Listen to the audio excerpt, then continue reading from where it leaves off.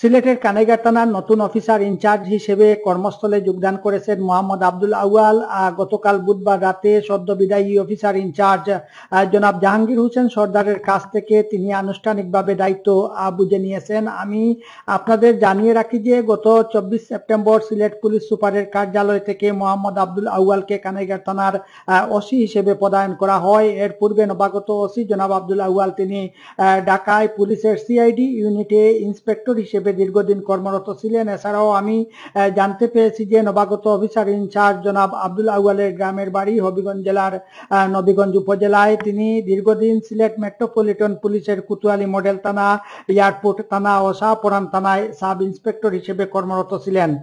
তিনি কানাইঘাটে যোগদানের পরই এখানকার সর্বমহলের সহযোগিতা কামনা করেছেন যাতে কানাইঘাটের সার্বিক আইন শৃঙ্খলার উন্নয়ন এবং পুলিশি সেবা জনসাধারণের দোরগোড়ায় পৌঁছে দিতে পারেন।